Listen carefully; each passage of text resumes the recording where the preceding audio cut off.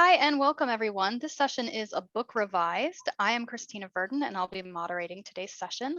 Lena Marvin is the Institutional Repository OER and Reference Librarian at the University of Missouri in St. Louis. She's been an advocate for open source software since she started using GNU and Linux in 2001. She feels very lucky that she works to share open access articles, open data, and open educational resources professionally. Judy Schmitt is the Health Services Librarian at the University of Missouri St. Louis, and before getting her library degree a little over 4 years ago, she spent 25 years in the publishing industry, creating textbooks that cost students a lot of money, and now she loves that she gets to use her skills to create books that cost students absolutely nothing. Just want to go over a couple of housekeeping items before I turn things over to our speakers. Live captioning is available during this session. You can toggle this on and off using the attendee controls at the bottom of your screen. The session will be recorded and provided on the conference website following the event. A copy of the PowerPoint presentation will also be provided on the website following the event. Please enter all of your questions in the Q&A box and we'll do our best to answer them as the session goes on. And we encourage you to engage with us and the other attendees through the chat function. If you have any technical issues, please contact Tracy Stout at missouri-state.edu and I will put her email address in the chat. And with that, I'd like to turn things over to our presenters. Hello, I am Lena Marvin and Judy is here with me and we are going to talk about the OER and what we did. So a book revised, we revised the OER and that's us, we're also here.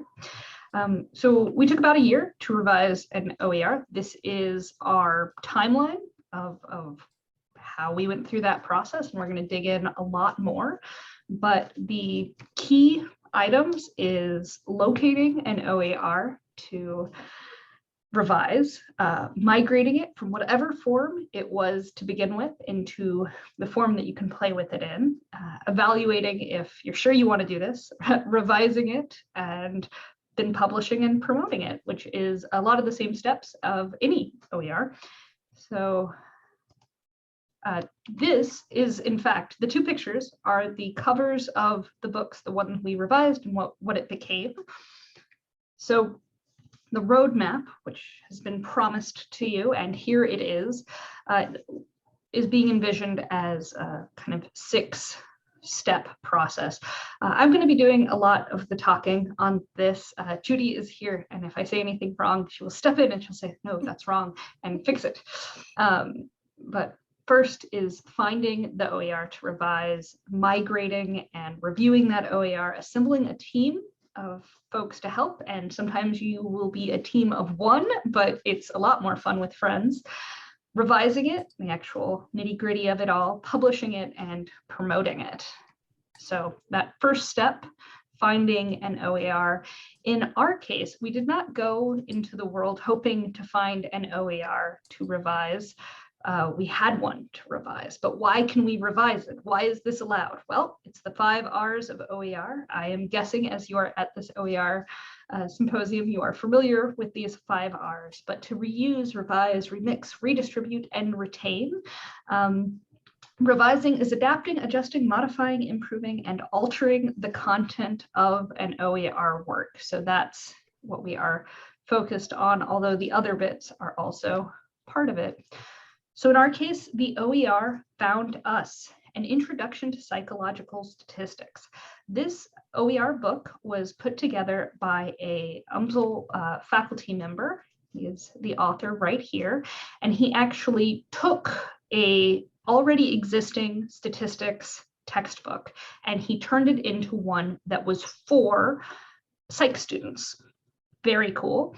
And in September of 2020, this is what our downloads for this work looked like. We were at 15,000 downloads, which is very popular. So we were getting downloads for this work from all over the world, and people had started reaching out and asking, because it went up in November of 2018. So I'm an institutional repository librarian. I'm the person who uploaded his work into our institutional repository. I looked it over first, but this is something that he just made it, and it's great. But by the time 2020 rolled around, we had people from outside of our system reaching out to us and saying, hey, we love this book. We want more, we want different, we want more accessibility. What can be done?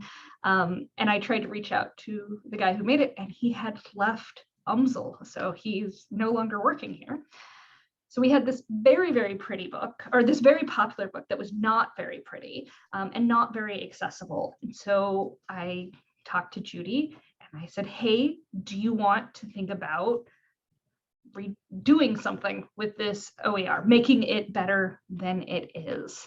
So yeah, let's look into it. Let's migrate it. Let's get it out of the PDF we had it as, because we just had it as a PDF. I don't think we had a Word doc or anything, just a PDF.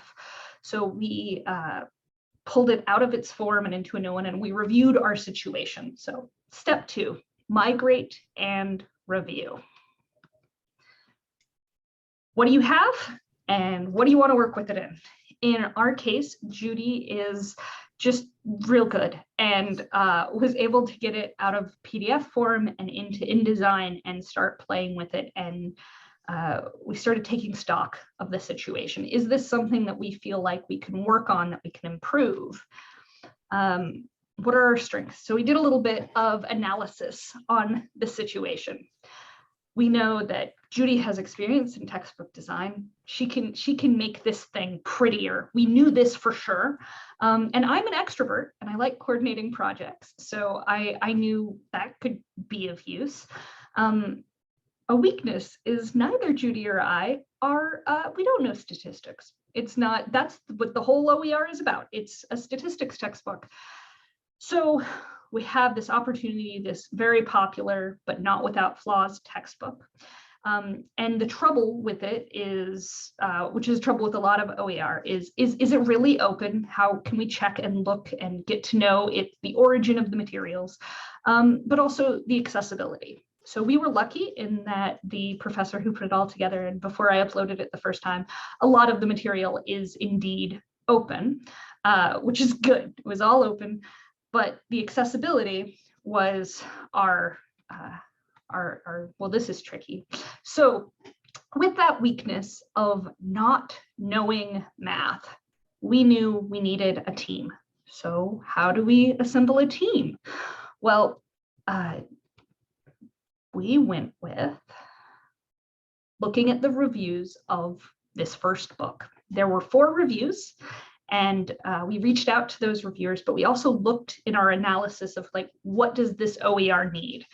These reviews from the Open Textbook Library are incredibly extensive because it's professors who are looking at this material and saying, do I want to use this in my class? What do I think of this material? So we had 4 great reviews of the work, and I reached out to those 4 reviewers because I'm the extrovert, and I said, hey, we want to do the following things, but we need your help, because we compiled all of the different pros and cons. We gathered all of their cons and we put them together and we said, we want to fix these things. We don't know how, because some of it was just outside of our scope, but we knew that they knew what was wrong with it because they outlined it. So we compiled it. One of our reviewers gave this beautiful list of pros and cons that we were able to just pull a lot from to say, this is what we want to fix specifically in that first email. This is our outreach email. We know you know about these works, that you're professors, you're teaching in this field, that you're interested in this book. But I loved this part of their review where they said, I plan to adopt this OER in the next year. And because it is an OER, I can change the parts I do not like. And I was like, we also want to change those parts quite a bit. We want this to be more accessible. So we reached out to the 4 reviewers. All 4 got back to us, and 3 were like, yeah, we can get on board. We can join your cause. And this is the team we assembled. So they are from different universities around the country, and they're all great. They were amazing and up for this challenge of putting these together. And part of why they were up for the challenge was, you can be an author. who can be an author? What is an author? I'm a little uncomfortable with the term author because this is a remixed material, but I shouldn't be, because author is also about the creator, the recreation, the remixing, the remaking. And how is it that you get to be an author? Well, you do the work. And in this case, we aimed for the work that was easiest for each of us, but maybe impossible for another one of us, because there's formatting and design. Judy is so good at it. She's able to make it happen. Coordinating people, I'm there for that. I am happy to send the emails and say, hey, I want to follow up about this. I want to talk about that. When can we meet? When can we all meet? How do we do this? But we don't know math, and these lovely individuals do. They know both the math and the psychology students who need to learn the math and what they need in a textbook. So the whole idea is, if everyone's playing to their strengths, even a hard job doesn't feel that hard. So I don't want to suggest that this wasn't hard, but I also don't want to say it wasn't easy, because it was fun and it was neat and interesting, and I'll dig more into all of that.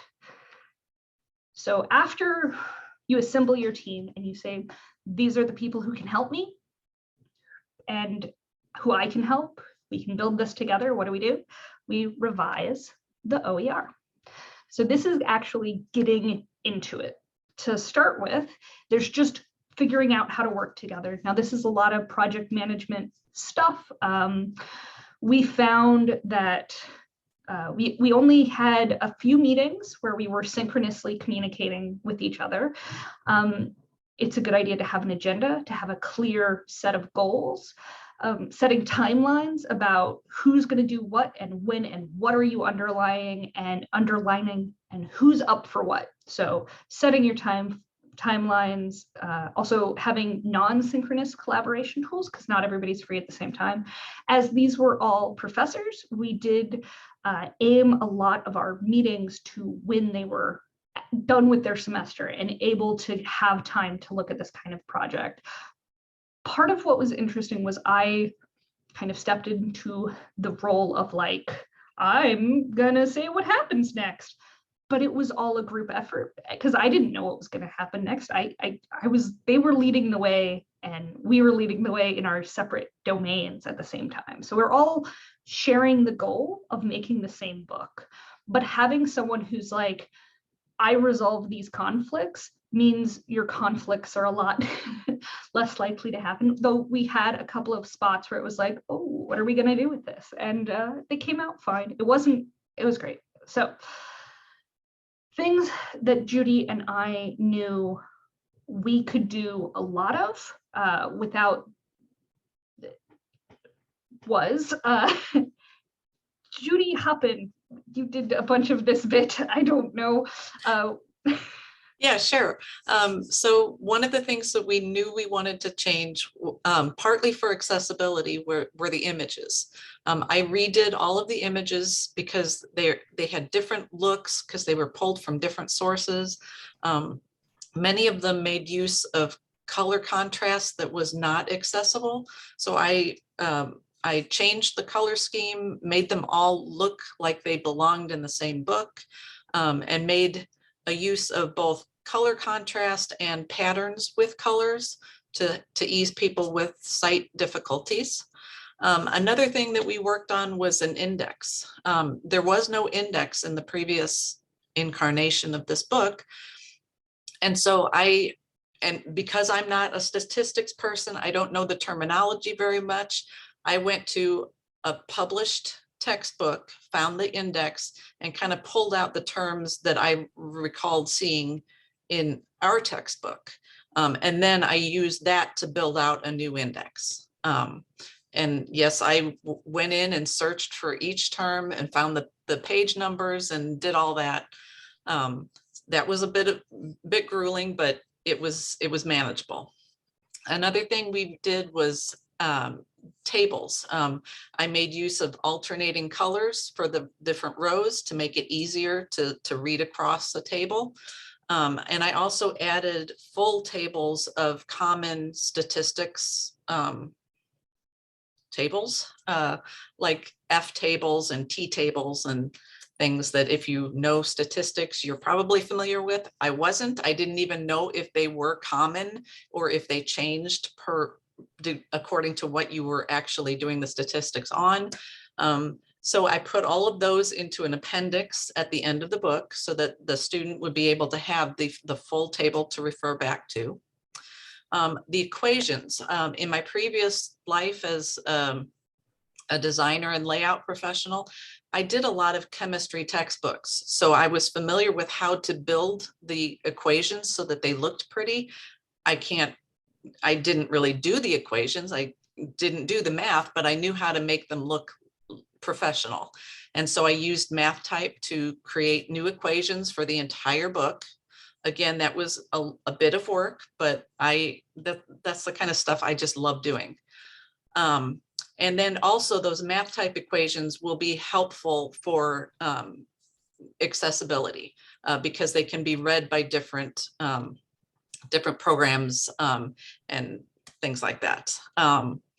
Key terms, when I created each chapter, I went through and found the key terms that I thought were, most pertinent for that chapter.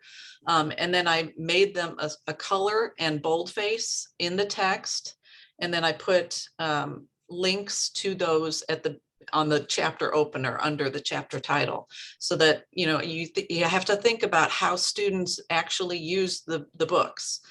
So I thought it would be helpful when they open to a new chapter, they would see that list of key terms.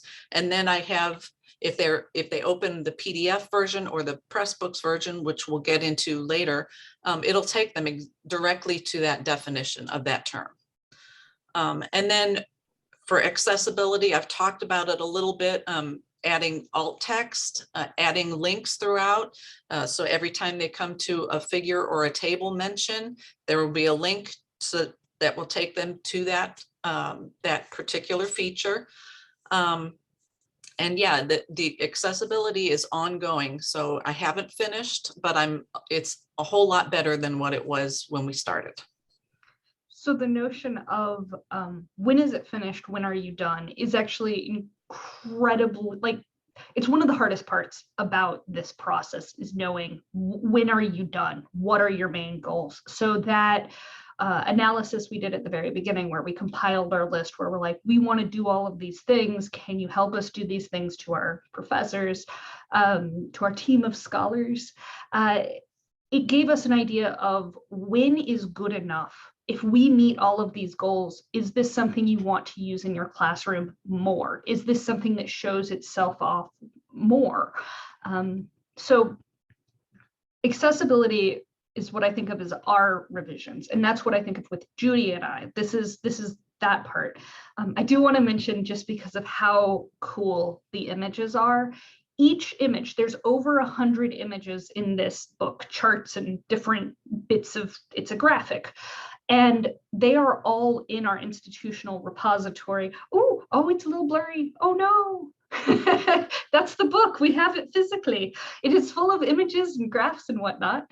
But you can also find each with a Creative Commons license on it, in both a visible PNG files state and as an AI, which is the Adobe Illustrator. Sorry. Yeah, which is vector graphics, right? So they can get bigger and smaller, which is so cool. Like, that is just, it's great. And if anyone wants to reconfigure, remix what we've created by giving them those little bits, it will be easier for them. And that's part of what's really great about this project, is because we are making a revision of a revision of a revision, we know that if you're not mindful, it can start to look like they're potatoes. They're just pixelated and sad, and we were able to move beyond that. So I think of this as our revision. Yes, Judy. I was just going to say too that each image has its own Creative Commons license, so they could just pick out the image that they want. If it illustrates what they want to convey, they can just use an illustration, and that's perfectly fine, or they can change it. Yay! Okay, so that is our revisions in terms of the library side of things, because we kind of divided the work up that way. So one notion is, did we go chapter by chapter and like divide it No, these are people who already reviewed the work, have potentially used it in their classroom already. So they knew what they wanted to have changed, and we had this kind of broader scope. But to get into the specifics of what did the team revisions look like, what did the scholars do, they included more inclusive language in the math questions. They corrected the statistical notation, which is something that was a bit outside the scope of what Judy or I wanted to do, because we're like, I don't know if it's an M bar or an X bar, whatever. And they had feelings about M bar and X bar. And one of the kind of graphical frustrations with the edition that was initially shared is that like the bar was too long at the top of the letter. And I'm just like, okay. And now it's beautiful and it's great. One of the kind of points of conflict that we did have was over our statistical outputs, because SPSS is more standard, but it's a proprietary output system. And I got to just say, we're not using SPSS. It's too expensive. There's a free and open alternative called JASP. Let's use JASP for this output. And it meant that the professor who was most interested in having this style of output included just jumped on it. And they're like, yeah, sure, here's all the outputs. Here's what they look like. And you can also find those in that image collection. And it's great. We also wrote a new prologue and epilogue introducing the material to the students. We made a new title and new cover because in all of this change, we realized making a second edition without the author or creator here at UMSL who made that one felt a little disingenuous. So we went with, you know what, new title, new cover, let's just go for it. This is a new OER, even if it has a lot of the same bones as the previous iteration and even the statistics book that it came from. The other thing, this is my big contribution, I added comics. XKCD is one of my favorite nerdy comics. Speaking of potatoes, I blew this up a little too big, but I used to think correlation implied causation. Then I took a statistics class. Now I don't. Oh, it sounds like the class helped. Maybe it did. I love this comic. It made me happy. It related to the math, and I got the joke. There are other XKCD comics for which I did not get the joke, but they were relevant to the OER. So we ended up including several of those comics, and they were chosen by our scholars who said, oh, this one's more appropriate to this joke. But I highly recommend XKCD. It is under a Creative Commons license. So this revision includes remix elements inside of it, which is a lot of fun. Then it comes to publishing the OER. So this is, I published the first iteration of this book in the institutional repository, and I published this iteration of the OER in our institutional repository. So this picture is as of a couple days ago, and it says that the work itself was adapted from two open resources, the onlinestatsbook.com and from An Introduction to Psychological Statistics. Now, naming a textbook feels a little weird because sometimes people refer to books in interesting ways, and I realized for our book, having it have an easy to name set of initialism. So ISPS, Introduction to Psychological, Introduction to Statistics in the Psychological Sciences, which meant when I created the Pressbooks instance, which is at umsystem.pressbooks.pub/ISPS. It's a very easy to find URL, which can help with discoverability. So this is the Pressbooks instance where you have a much prettier version of the cover. Judy made the cover, she's so good. And our team helped put all of this together. But we addressed a lot of problems in the book. We improved a whole lot of things. We changed some of the questions. We did all sorts of stuff. But there's always more to do. Like, we're thinking of putting a glossary together for the Pressbooks version because Pressbooks lends itself to that technology. The other thing that's kind of great with Pressbooks is it allows for a mobile view. I don't know if psychological statistics students need a mobile view, but they have one, and it can be relevant depending on what you're doing. It also, by being in Pressbooks, it allows other people who have access to Pressbooks to more easily remix this material. And that was part of our goal with this work, was to make it more remixable, because pulling something out of a PDF and into something editable can be hard. It can be frustrating. There are technologies that help. If something wasn't OCR'd, it wasn't already viewable letters, I don't know if I'd want to try, but Judy might, I don't know. That can get really hard, but that's why that first step in our roadmap or the second step of migrating and reviewing your materials, doing the analysis, is this something I can actually work with? Is this something that I can improve? It's an important step, because if you can't, you don't want to get in over your head. That's kind of why I have the assemble your team after doing the analysis. Figure out what is the technology you have at hand for making what you're doing.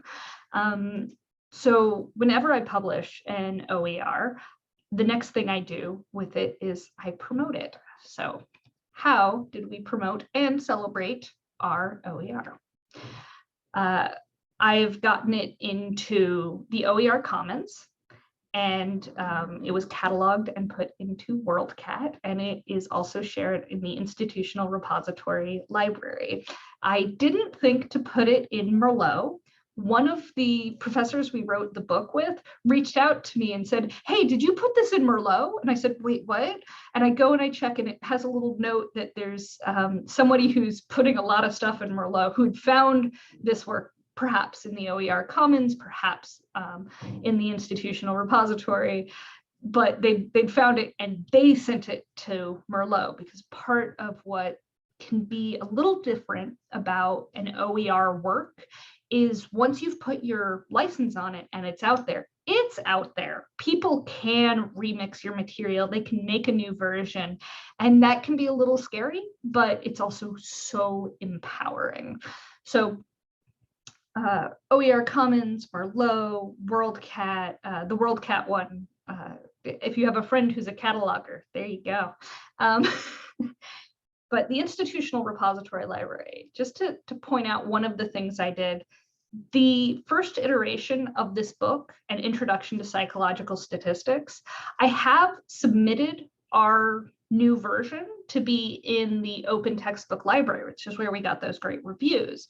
And it hasn't seemed to be, perhaps it's in the process of being accepted, or maybe it doesn't count, I don't know. But I submitted it and it hasn't gotten in there yet, which can be a little frustrating, because it's like, well, I made a thing, take the thing, share the thing. But in this case, since I control what the open textbook library is pointing to, which is the institutional repository library here at UMSL, I added a note that pops up in the cover image of the PDF when you get this version. So if you come to look at the old edition that doesn't include all of our accessibility and new tables and all of the beautifulness, there's a note that says this work has been superseded by ISPS, our new version, and that you can click to find it in the same repository. So I'm I'm really pleased with this solution. I also think it's kind of astounding that when we started our revision, and it took us a year to do this from start to finish. And I actually, you know what, I think I might jump back to that bit of the roadmap just so you can see our timeline. We reached out to our team of scholars in December. The OER had around like less than 20,000 downloads at that time, the initial version that had been created by an UMSL faculty member. And then we started working on migrating it and compiling all the edits and all the questions we had, where we're just like, how does math work? Like, how do we do this? And they worked with us synchronously and asynchronously. And since we weren't just badgering one professor, one of the kind of fun aspects of having a team is it meant that they could address questions, and it was a bit of a race, like who can be more helpful. Can you answer this question? And when we were working on very collaborative sections, such as the epilogue and prologue, which we wrote newly, initially there was some like, well, I don't know what to say in an epilogue to this book. And I was like, cool, I'm just going to put in some XKCD comics. And one of the professors was like, no, we have to have words. We can't just be like, you finished your whole class and now you just have comics to read. And I was like, but they're funny. And they're like, yes, but. So they wrote a much nicer kind of like, thank you for being a part of this learning experience and this journey. And I still got to keep one of my comics, and they're strewn throughout, which was great. Instead of putting these comics at the end, we were able to incorporate them throughout the material a little bit more. With our final edits and our review, we then published it in December 20th of 2021. And part of what determined that timeline was these professors had either reviewed or used it or were interested in it. They worked on it over the summer.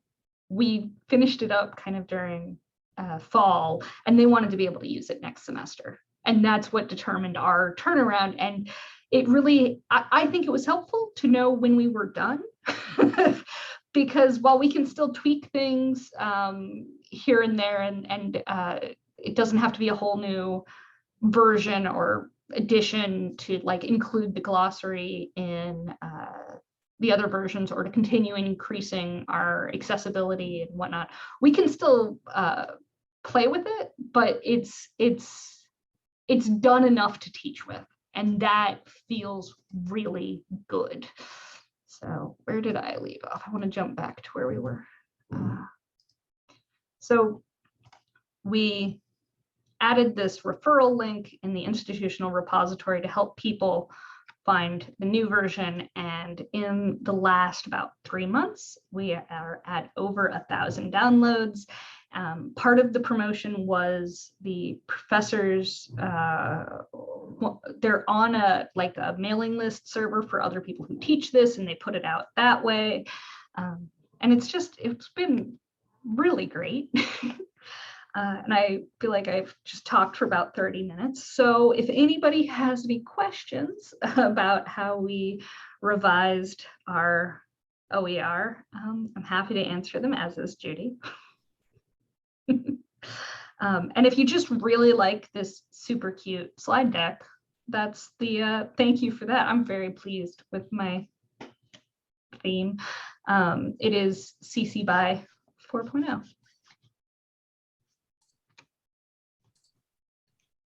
Such a great project. Everybody, go ahead and put your questions in the Q&A or the chat. We'll get them either way. The Q&A is anonymous if you'd like to ask your question anonymously. I can also unmute you if you'd like. Just raise your hand and I will unmute your microphone if you'd like to ask your question verbally. So one of the things I do want to mention in terms of like revising an OER, it doesn't have to be this big. Like, it doesn't have to be a whole book. If you notice something is wrong with a chapter, you can reach out to the people who are currently hosting it and say, hey, if there's something wrong with this, if you're working on another edition, please note it. Or you can make your own revision and just upload it. It allows you to do so much. So I've had a little bit of the question I see here is, has the original author viewed and or responded to our book? So if you consider the original author, there's more than one, because this was based both off of, this is a third iteration in. So Professor Foster, or no longer professor as he has left academia, has not responded. I have had trouble getting in touch with him, but I did leave him a message on LinkedIn. The one before that, from the online stats book thing, they've also not really responded, but they're supportive. So how did you get UMSL faculty to adopt the superseded revised version? Was there any pushback, or was it done readily? I don't know. So the library is not in charge of academic adoption of these works. So I can kind of just provide it to them and say, hey, if you want this, here it is.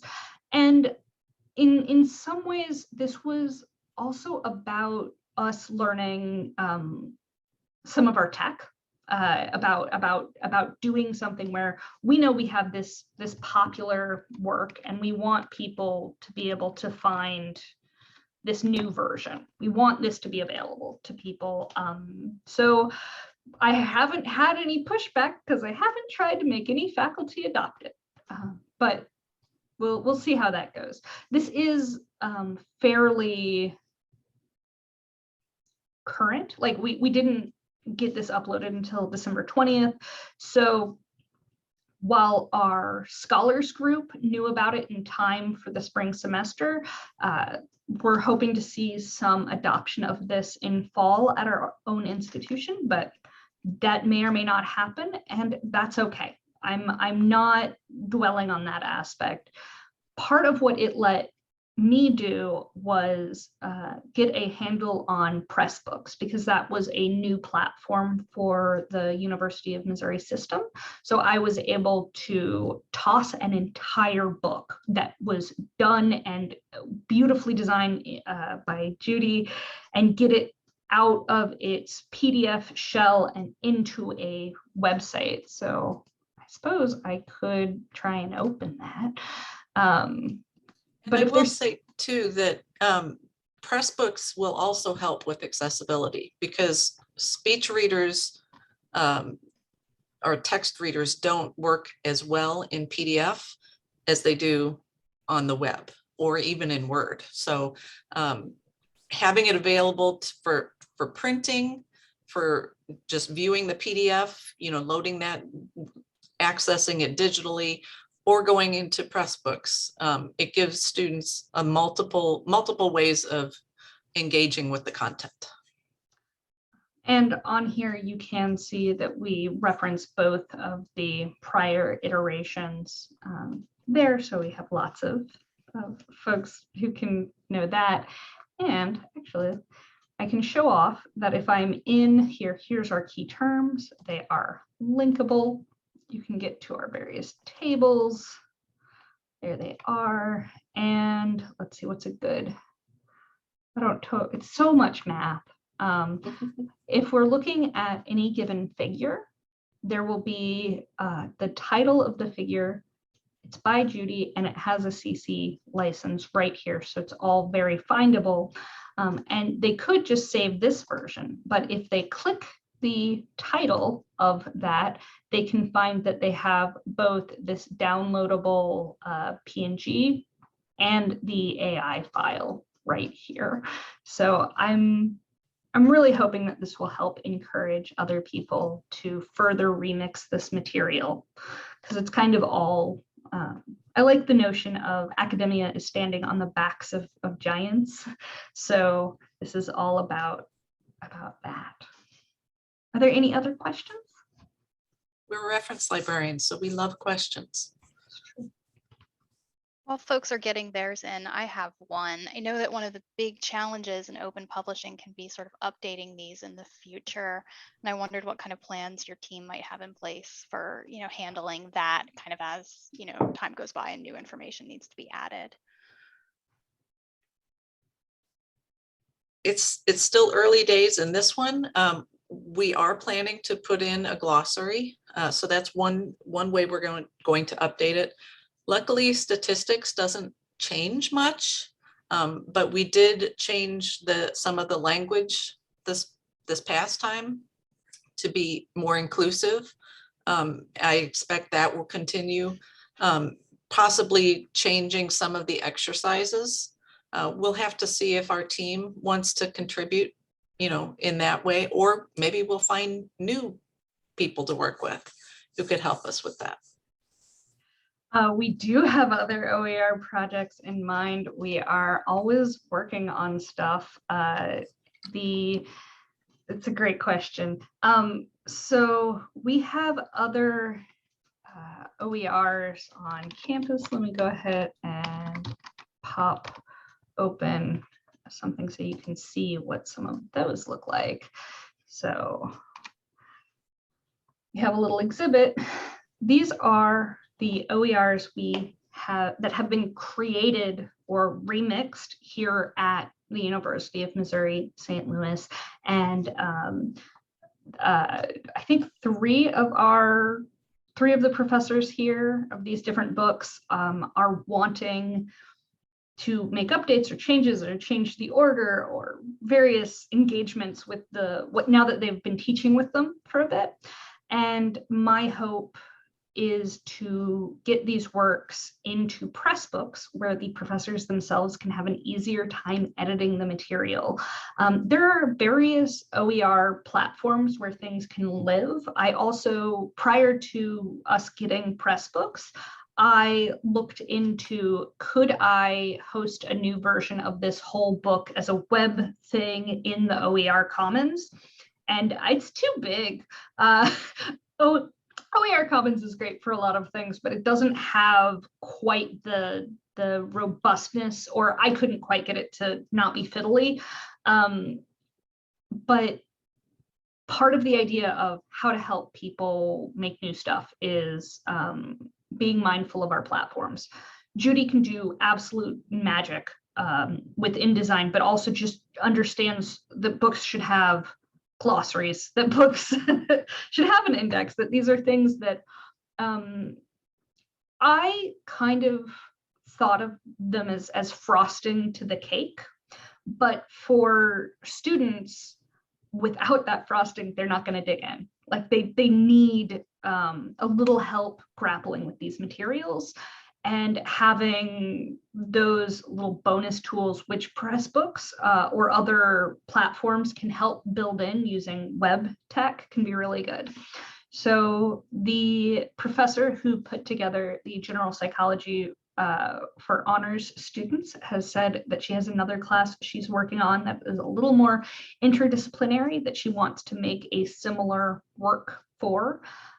There's also a history department project where they currently have stuff where it's like kind of in a collection of Google Docs, and I've tried to be like, look at how pretty it is if we just make it available. Because one of the frustrations I have as a IR librarian is part of what I love about open is sharing it.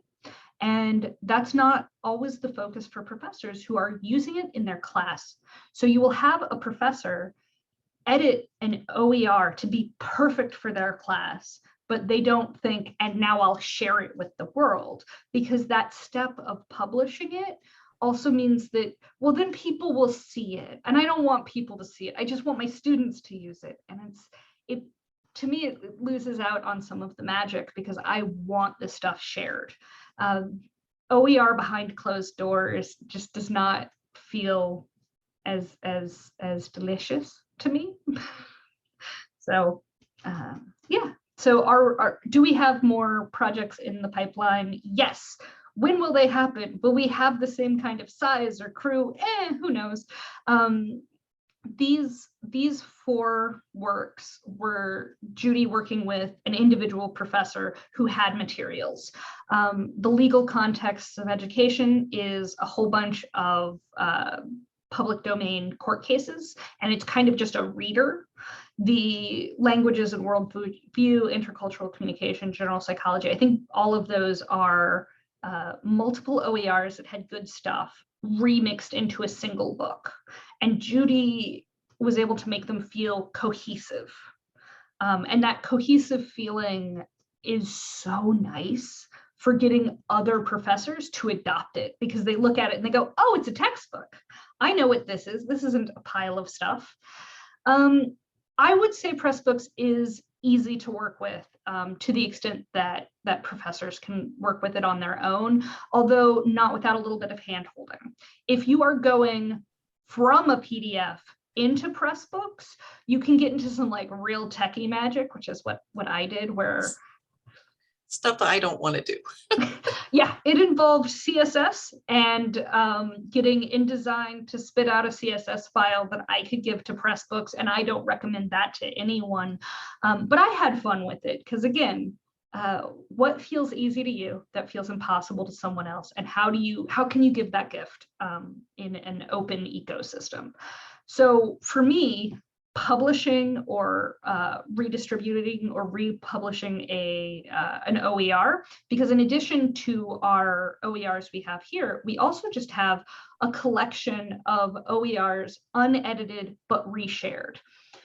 There's this question of why would you re-upload something that's already from, for example, OpenStax? My answer is pretty simple. If a faculty member here at UMSL adopted this textbook for biology 1162 here at UMSL, they used this textbook, which is not quite loading right. We don't have to dwell on that. I can reshare that, and I should, so it's in more places. I am showing off what has been adopted, even if it was not adapted for use here, because I can. That is part of retain and sharing, but also it gives the faculty here the ability to look at what other materials have been used at UMSL, and how can they be useful to anyone. So yeah. Great questions. I wouldn't say Pressbooks is based off of WordPress, so it's open source in nature, but it's also as fiddly as WordPress is, but it spits out absolutely good looking chats. So these OERs are all published at URL, the Institutional Repository Library. So I think I can maybe text to everyone, irl.umsl.edu/OER. There you go. That's a link. This is an example. So we kind of started a pilot program of library as publisher, institutional repository as publisher. So these are not being published through the university press, and that's fine. Apparently, I can just put things online as the institutional repository librarian, especially if they are open access in scope, if they are allowed to be shared with the broader world.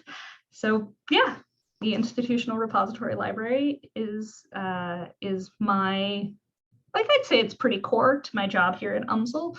I share open access works as well as OERs and student dissertations and theses and library collections and that sort of thing. So they're all published there. But I would say part of what's tricky about the question of what is publishing in OER, we could have just uploaded these to OER Commons, and then they're also published. So if you don't have an IR, if you don't have Pressbooks, the OER Commons is a free and very powerful tool. If you're starting from a PDF, you may not want to try getting it into an editable form on the OER Commons. It might be better to like shift to a Word doc to start with. But it depends on who your team is and what tech skills they have.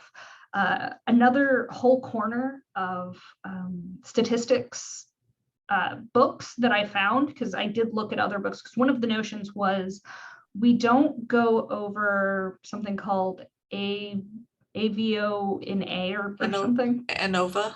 Yeah. Analysis of variance. Yeah, so we don't get into that in our book, and it was one of the discussion points of do we want to add this to this book? And I found other open statistics psychology books that live, instead of on the OER Commons, they live on GitHub, and they're still open and you can get to them all, but it's kind of for people who use more R or use more open source technologies, and that's the ecosystem they're used to. So how do you publish an OER? Where do you publish an OER? It has a lot more to do with like hosting. where can it go live? And I'm of the opinion that even if it is frustrating for an older edition to be more popular than a newer edition, or a revised or unrevised, what is the real version? It can be a little frustrating to be like, oh, they're using the version that has the bad graphics. That happens. Just try to promote the one that has the good graphics. Yeah. But I really enjoyed this project. I think it ended up going pretty smoothly. I don't really know what role the pandemic played in the shaping of this work, because we did start in 2020. We were working from home. We were trying to figure out like, is it rude to reach out to professors in a global pandemic and ask them if they want to edit an OER? It is not. They were on board. And the one person who didn't join us to work on it was very positive about, oh, I want this. I can't help right now, but yes, make this.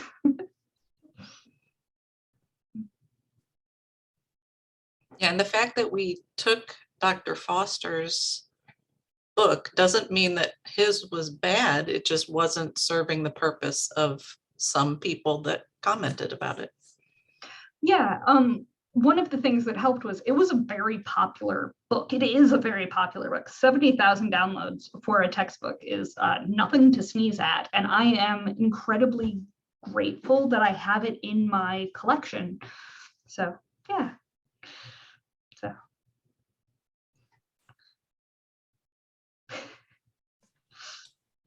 Well, folks are saying nice things in the chat. That's nice. Yes. Thank you. Thank you. I would say the fact that, oh, I forgot to say this. It's a little like a heist movie. Oh, we were all in on a job. We had the textbook. We're like, we're going to go in, we're going to get it, we're going to make it accessible. We all have our different expertise, because two of the professors used output systems, SPSS or JASP, and one of them knew JASP and the other one knew SPSS, and that was a conflict. But we got to use JASP because it's open and the textbook is open.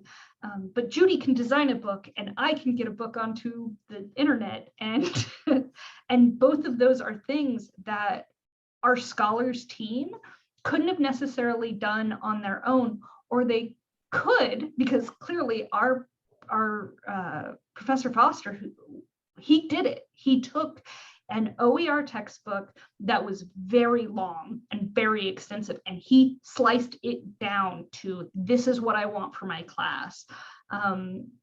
And I was worried that the open textbook library may not accept it because it was based off of an already established work. And that's one of the open textbook library's things, which is why I'm like, oh, I wonder if they don't want this new edition because, because it's a new edition, because it's based off of this other one. But to some extent, it doesn't really matter because it's just one of many paths to get the same book. So yeah, and as long as the content is accurate, then it really shouldn't matter.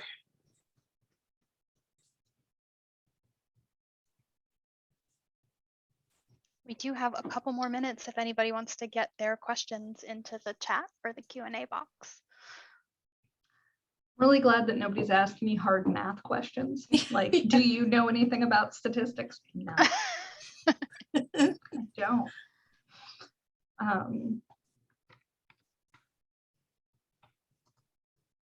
Well, while we're kind of waiting to see if any more questions roll in, I do just want to thank Judy and Lena for this presentation. I think it was fantastic, and it sounds like you guys had a really amazing team that really added a lot of value to this resource, and well done. It was so much fun. It just looks like a fantastic addition to this book. Just a couple of housekeeping items before we go. Please provide your feedback on this session through the survey that will pop up. Once the session has ended, it will pop up when you close the Zoom window. We will be emailing an overall conference survey after the conference, so be sure to be on the lookout for that and fill that out. The next session is a Texas path to advancing a statewide ecosystem for OER at 3 p.m. and we hope we'll see you there. So once again, big thank you to Judy and Lena. This was a really fascinating presentation, and I hope everybody enjoys the rest of the conference. Have Thanks, fun. everybody. Bye. Enjoy the rest of the conference.